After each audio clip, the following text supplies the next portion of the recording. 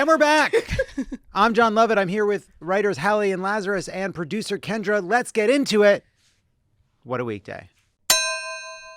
A suspect is facing gun charges following a foiled assassination attempt against Donald Trump at his West Palm Beach golf course on Sunday. God isn't done with Donald Trump yet. The server keeps coming back to the table, and God keeps saying, I'm picking at it. And Jimmy Carter, actually. Still working on that, too. But you can take James Earl Jones. I'm done with James Earl Jones. Well, he died. R.I.P. R.I.P. One of the best to ever do it. Had some real interesting opinions about black women. Oh. James Earl Jones. Oh, I don't think she means interesting in a good way. Let's leave that unmined. 58, he's dead. Remember The Sandlot? Love The Sandlot. I love The Sandlot. My mom always was of the opinion that when they revealed Darth Vader, it should have just been James Earl Jones. And I remember the kid being like, well, that wouldn't make sense. And now seeing all of the movies, I'm like, they could have figured it out. Like, yeah, there's no, it just, he should have been, yeah. Yeah, when they went back, by the way, and they put Hayden Christensen's face in the face of Darth Vader when he removes the helmet. Did they do? I believe so, yeah. Wow. Isn't it? Or no, they made him the ghost waving instead of... Well, he was a ghost. I remember the ghost, yeah. Anyway, it could have been James Earl Jones. But yeah, like, why would he be the ghost of that age when he died later? And he should have died James Earl Jones. Look, I think if Love It or Leave It, what a weekday, has ever been clear about anything, it is that we believe James Earl Jones' estate should sell the rights to Disney so that young James Earl Jones can be put into 1977 Star Wars. I haven't seen Star Wars. What? Oh, come on. It's okay. What do you mean you haven't seen Star Wars? Can you imagine her sitting through Star Wars? Yes, she's very patient. I'm imagining it right now. She's the only person in this room that has any kind of recognizable attention span. I can picture her watching Star Wars. I can picture Sarah Lazarus just sitting down and reading Middlemarch. So yeah, I think I can see her. Once. Yeah, of course. Middlemarch. Took all summer. I don't want that for you, FYI. Star Wars? Yeah. There's too many now. Don't start now. Yeah. It's over. Sorry. 58-year-old Ryan Wesley Routh was arrested after the Secret Service noticed him with a rifle within 500 yards of Trump while the former president was playing a round of golf and opened fire. Routh fled without firing a shot. I hate to think what might have happened if Routh hadn't shouted, "For!" To have Routh and rifle in the same sentence, I'm going to give you this. We stumbled a little. It's hard. Routh and rifle. Yeah. Really inconvenient for you. Routh, the former roofer with a rifle. Routh, the former roofer with... Oh, we broke him. Routh, the former roofer with a rifle. Routh, the former roofing contractor from North Carolina, had voted for Trump, donated to Tulsi Gabbard, Andrew Yang, Tom Steyer, Beto O'Rourke, and Elizabeth Warren, and tweeted at Nikki Haley urging her to join a Vivek Ramaswamy ticket. Routh also had expressed support for President Biden. When a man on Hinge lists his political views as moderate, this is what he means. I miss when would-be assassins had simple, clear motives that made sense, like, I love Jodie Foster. In an interview with the New York Times in 2023, Routh said he had traveled to Ukraine and wanted to recruit Afghan soldiers to join the fight. One problem, Routh is a man in his mid-50s with no military experience. I know we're all thinking this, but why the fuck was this guy interviewed by the New York Times in 2023? Well, he and his wife, an anthropology professor, had recently opened their marriage after she had met a museum docent named Annabeth at a friend's book launch. No, that's not why. It was a piece about randos trying to fight in Ukraine, even though they were unqualified and or nuts and or full of shit. Routh also appears to have been arrested in 2002 after barricading himself in a Greensboro, North Carolina building with a fully automatic machine gun. And the ticket for that is $72. Which doubles if it's your second offense, so they take it pretty seriously. Florida Governor Ron DeSantis said Florida would be conducting its own investigation into the foiled plot. Thanks, FBI, but these alligators with magnifying glasses will take it from here. DeSantis cited the investigations into Trump as the reason. I look at the federal government with all due respect to them. You know, those same agencies that are prosecuting Trump in that jurisdiction are now going to be investigating this. I just think that may not be the best thing for this country. I mean, what are these agencies supposed to do? Investigate two criminals at once? We haven't seen Ron DeSantis in a while. And I just forgot how charming he is and his great stage presence. And let me say, whoever is advising him on his hair color, it's too harsh. His hair color? Whoever's dyeing it, they've made too much of a decision. It's too harsh. It needs more, not highlights, but it needs more of the gray that we know. Right, some variety. Salt and pepper. Yeah, this is how Trump's begins. I mean, it's like, I got to cover the gray. And it's like, no, you're starting to look cartoonish. Yeah. But I guess that's what he wants anyways. To be a cartoon of a man. Yeah, I don't think they have the best taste, and I don't think they have access to the best talent when it comes to Not like us. Not like Not us. like us, baby. not like us. They don't have when I look at some of what's going on with the looks Yeah, the looks are on tough. the right, they're not sending their best. They're pressing the same button, and the button's all fucked up. You know what Yeah. I mean? Like, it's all sticky when you touch it. Republican lawmakers very quickly decided to blame Democrats, with Florida Congressman Mike Walsh saying this on Fox News. This rhetoric against President Trump, this narrative that he will be the next dictator, that he is the next Hitler coming, it has got to stop. Enough is enough. And when you have this narrative coming from the left, from media, from elected officials even, that Trump has to be stopped by any means necessary, it shouldn't surprise anyone that these people are being radicalized and taking action like this. Of course, the person most famous for saying Trump could be America's Hitler is J.D. Vance. So take it up with that freak. And of course, Democrats aren't saying to stop Trump by any means necessary. I've literally not heard a Democrat say that. They are saying stop him by the one legal means available. That's it. That's our plan. The one legal means available. That's what we're all focused on. Donald Trump is a threat to democracy, in part because he encourages political violence, which is a threat to democracy. Our problem is not with even Donald Trump as a person. It is the threat that he poses, which is the same threat that any form of political violence poses. It's a threat to democracy when some narcissistic wackadoo takes a shot at Donald Trump, and it's a threat to democracy when Donald Trump encourages the overthrow of the U.S. Capitol. It's all part of the same big fucking threat to democracy, and we're allowed to talk about both of them. It's frustrating to me. Oh no, a crazy person did something awful. Now we can't tell the truth about Donald Trump. Nice try. In a now deleted post, Elon Musk wrote on Sunday, and no one is even trying to assassinate Biden-Kamala, followed by a thinking face emoji. For the first time in my life, I feel like saying, go back to Africa. Jesus Christ. I didn't write it. One of our many I don't know wonderful if I can, writers. even in this guy, I feel so strange saying it. It's interesting that Elon included the thinking emoji. It's like, oh, so he does know about thinking. Thank you. Musk deleted the post, then said, well, one lesson I've learned is that just because I say something to a group and they laugh doesn't mean it's going to be all that hilarious as a post on X. Damn, yeah, I guess not everyone has as awesome a sense of humor as the people who need to get through this Elon Management 101, everybody is a replaceable cog in the machine that serves me meeting without getting fired. That is one of the most revealing and depressing things I've ever heard anybody say. I'm glad I've never had to say anything like that. The people I pay to hang out with me are actually the least likely to laugh at my jokes because of how much they respect me. Isn't that right? Kind of. I actually think it is Yeah. kind of true. Yeah, we're past that point. We're not going to laugh just to make you happy. What would that even look like? What's crazy about that It is wouldn't like even work. the Yeah, it crazy wouldn't thing even about work. it is like, no, they didn't. Like, it's like he did not say that out loud to anyone. He's not around anyone. He's just doing ketamine in a windowless room in the basement of Twitter. He's like, everyone laughed. I'm like, are they there? Who's they? It's like, I both are pretty sad, but Yeah. let's take him at his word. The pathetic yes men goons surrounding Donald Trump, Elon Musk at this point are just like, of course they're laughing. They're just trying to get through the day. You pay them all. They're just going to drive home in their Cybertruck and their foot's going to go down a little bit farther. Yeah. A little heavy. I hate those Cybertrucks. I laugh every time I see one.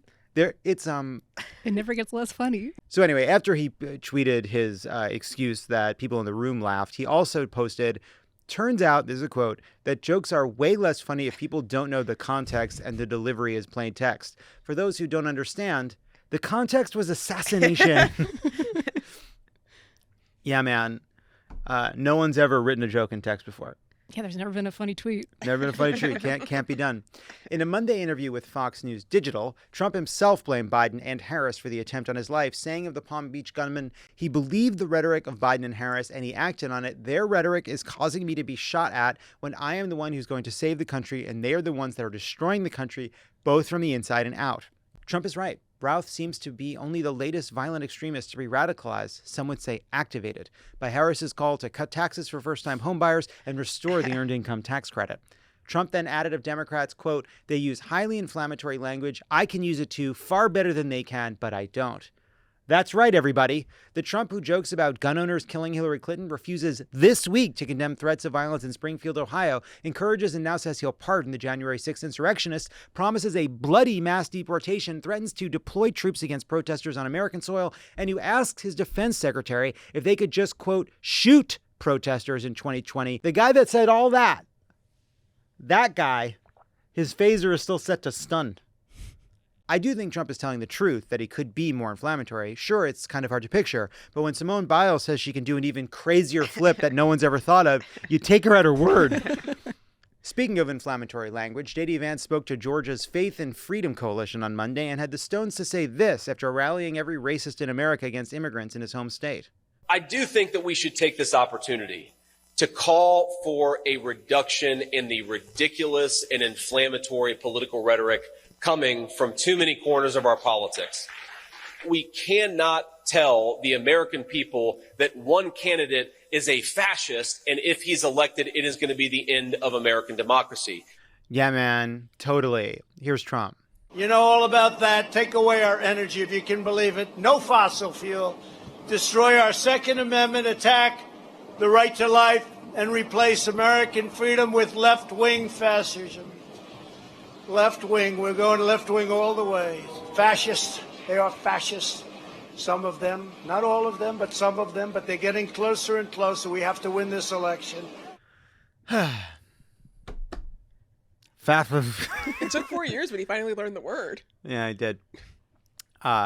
Here's some more of J.D. Vance. While we're disparaged by the media and disparaged by the Democrats as people who want to force our faith on other people, I think I speak for every single person in this room saying we don't want to force our faith on anybody. What we want is to recognize and to have motivate us the faith that is, I think, the source of all great truth in human history, and especially in this country. That we want our public policy to be motivated by the wisdom of loving thy neighbor. Yeah, no, totally a loving thy neighbor vibe from J.D. Vance over the past week as they make up a racist conspiracy theory about legal immigrants whose only crime is going to a town in Ohio because the businesses said, hey, come to our town. We have jobs for legal immigrants like you. They did it. They did what he asked them to do.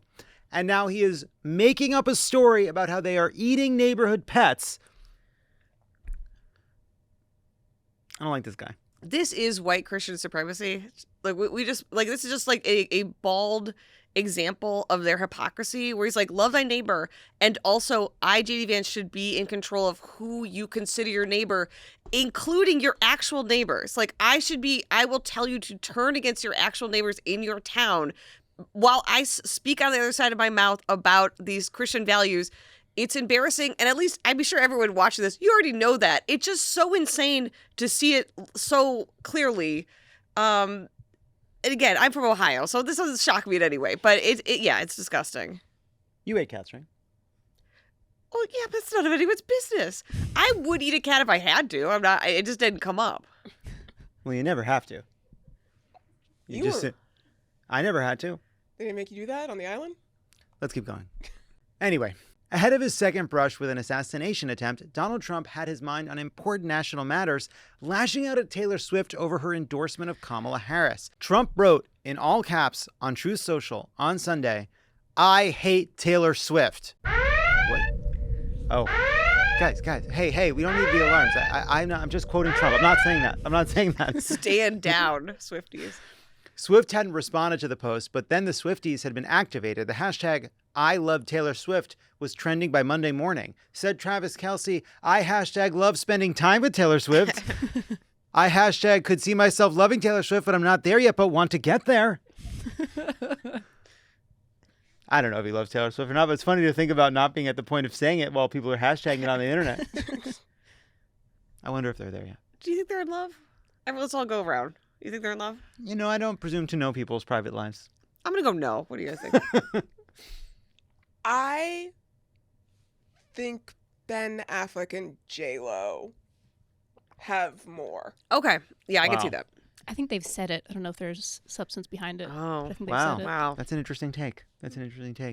It's a funny thing that, like, in a culture where people say "I love you" all the time in ways that are like pretty embarrassing and not true and silly, like people that have just met will say it as they're leaving a party. People will say it at the end of a Zoom, you know. But inside of relationships, it has such importance, and even at times where it would be easier to say it, people still don't. There's this real like kind of ethic I think a lot of people have around saying the word, even if they would lie to get around things in small ways like we all do in other settings. I think it's interesting.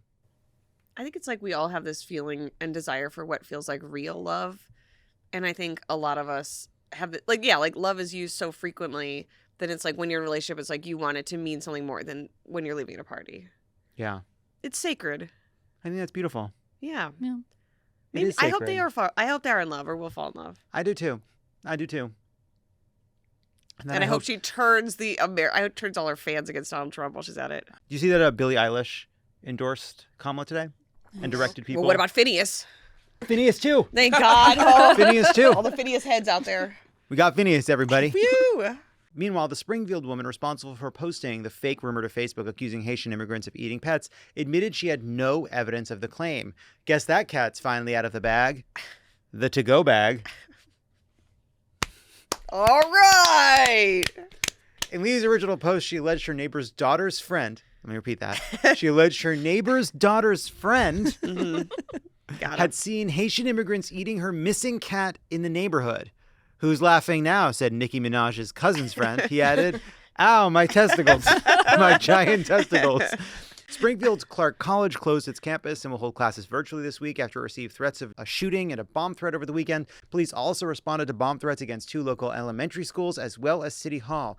Even in a broken, fucked up world where people believe this bullshit enough to be motivated to support Donald Trump and JD Vance, I do not understand the mindset of someone who sees this on the news and then tries to ruin a bunch of kids' days. Like, who wins because of that?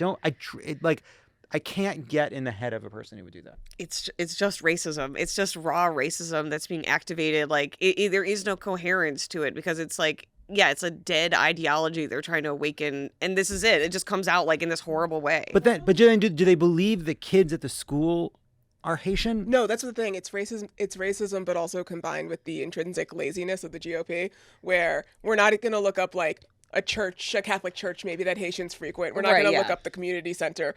We've seen the name of this college. Let's just go with that. Yeah, you're just Googling what's in Springfield and calling them, unfortunately. Not that they should Google. They don't need to be more specific, obviously. Despite Springfield's mayor and Ohio's governor denouncing this bullshit, on Sunday, Vance reposted a video that he claimed to be African immigrants in Dayton, Ohio, grilling a cat. Ugh, which is fucking disgusting. I hate when people post a cooking video without the recipe.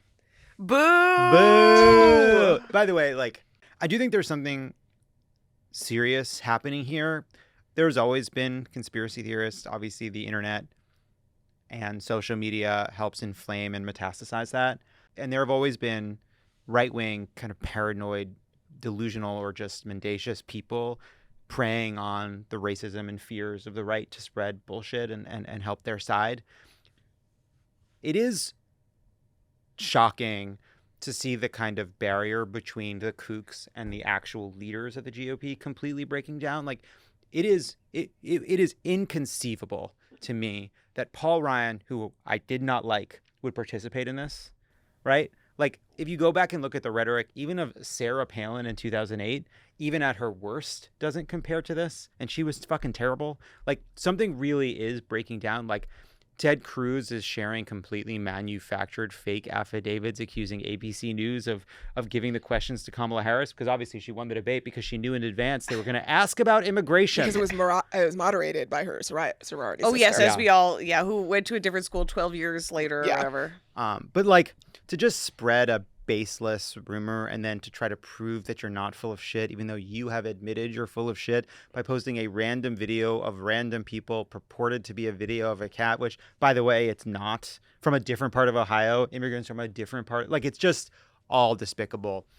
Vance also made the press rounds on Sunday, and boy, was he on message if his message was, I'm an unlikable, insane person. I trust my constituents more than I do the American media that has shown no interest in what's happened in Springfield until we started sharing cat memes on the internet. Yes. The national media refused to spread a rumor pasted to Facebook, which we now know is untrue. Let's take a look at what other things people are posting on Facebook. My God, they crucified a minion. Why is the media not talking about the fact that this minion died for our sins? Our Lord and minion savior. This minion, have you heard the good news? The minions are dead. The minion died and was reborn. It's hard to crucify a minion because part of crucifixion, what makes it work, is you have to break the kneecaps. Okay, nope. Kendra, wow, I did not know that's where you were going with that. I thought it was going to be like Kendra? What the like, fuck? the thing about Kendra, the resurrection. What the fuck was that? It's a harmless image of That's a the minion. issue with this image is like, That's the problem. minions don't have knees. Yeah. Well, That's yes. Also, by the way, canonically, We're all thinking it. yeah, well, I mean, it comes to mind. yeah. Sorry. What the? Unbelievable. Crown of thorns. Actually, the reason we know that minions can't be crucified is that there's actually clear differences between the Gospel of Matthew and the Gospel of Luke on this question. Unbelievable. Just immediately jumped out at me. I'm sorry. No, listen, Kendra, I say this with love and affection.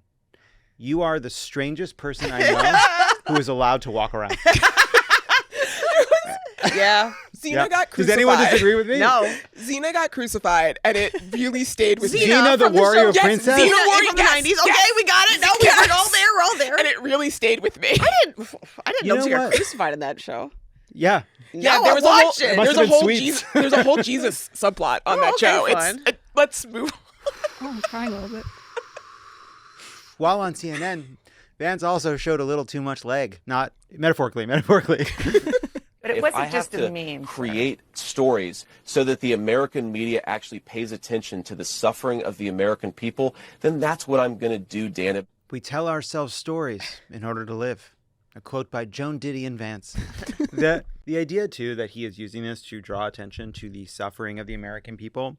The Haitian immigrants who are in Ohio are there on temporary protected status, which is a legal form of immigration. That status has been in place since the Haitian earthquake in 2010. It is an immigration policy that was included in, as we all know, the 1990 Immigration Reform Act, bipartisan bill signed by George H.W. Bush. Now, of course, we all know that because J.D. Vance has been drawing attention to that very issue over the past 2 weeks. We all know that when he's talking about alleviating the suffering of the American people, what he'd want to do to make life better, the reforms he'd make to the actual immigration system at stake, the ways in which he'd help build affordable housing, the way in which he'd cut the taxes and make life more affordable for the middle-class people in Springfield, Ohio. Oh, wait, he hasn't said a fucking word about any of it. Nothing. Not one policy proposal, just a bunch of mendacious bullshit attacks on Kamala Harris and Joe Biden in order to whip up an anti-immigrant, xenophobic, racist fervor. He offers absolutely, he has been bloviating about this for 2 weeks. He has not said a fucking word about what he would do to make life better for people in Ohio. And by the way, he has been their senator. Their governor is a Republican. It is a Republican-run state. He discovered this problem in the last 2 weeks. Oh, there's this massive problem that nobody's paying attention. You weren't fucking paying attention to it until you started sharing memes 2 weeks ago. I'm sick of talking about this. They're going to ban abortion. Here's my... I don't think it's a conspiracy theory. I think that's just where I think we're at.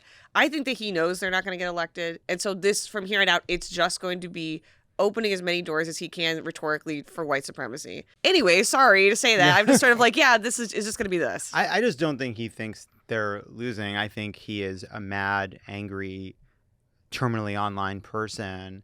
Like the fact that the last time he did a round of Sunday shows, it was after his misbegotten launch which ended up being focused on his previous comments about childless cat ladies, which again, they didn't understand how detrimental it would be because they are so online and so broken. He now has 2 weeks where he introduced this incredibly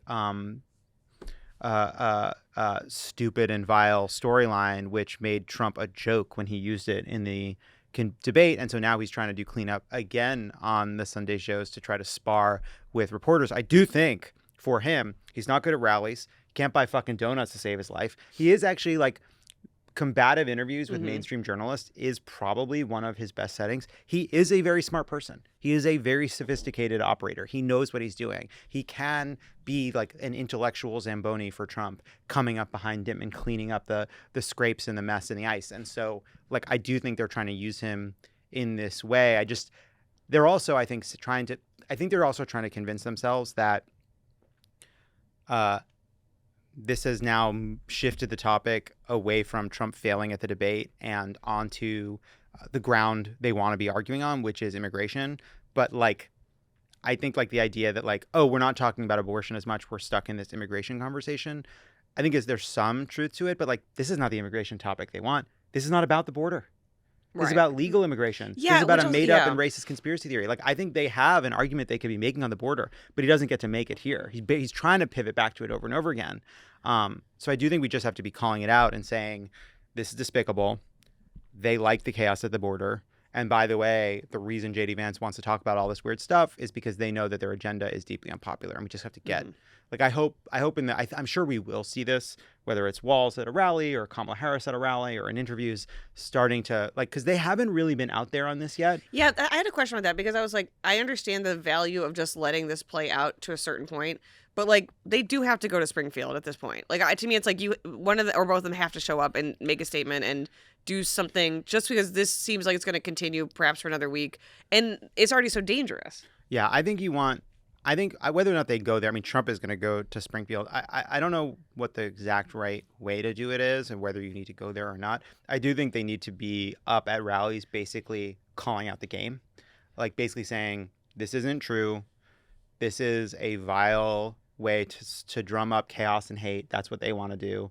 But we actually want to solve the crisis at the border. We actually want to reform our immigration system. And by the way, we want to do all this other stuff to help not just people in Springfield, but people everywhere. And they do not have an agenda for you. So that's why they're out here, drumming up all this bullshit. If you're sick of this bullshit from Donald Trump and J.D. Vance, of this endless noise and fighting and chaos and cruelty and arguing and divisiveness and trying to pit people against each other, and you'd like some middle-class tax cuts and abortion protections, we've got a great candidate for you.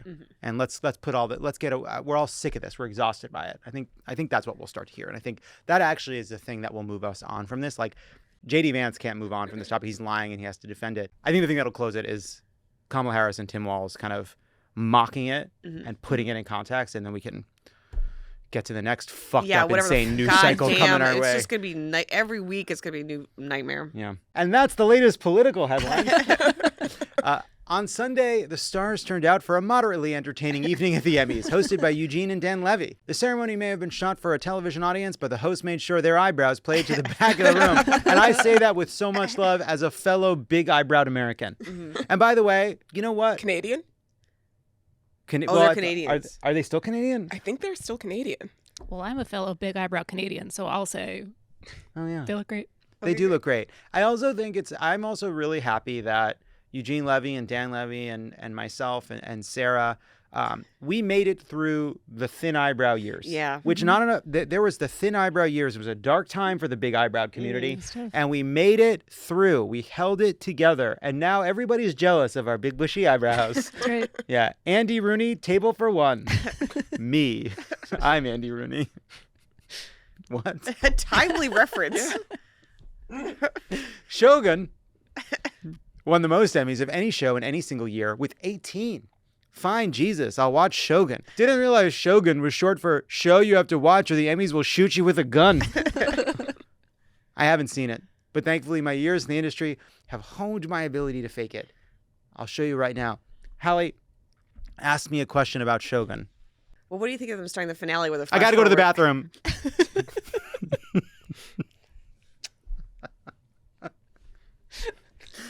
Listen. Little showbiz behind the scenes. We did 3 takes of that. The Bear won 4 awards in the comedy categories and was anticipated to take Best Comedy, but in the end, The Bear got clowned by Hacks, which snatched the award for Best Comedy. In the end, Hacks just had that special something that set it apart, and that special something was jokes.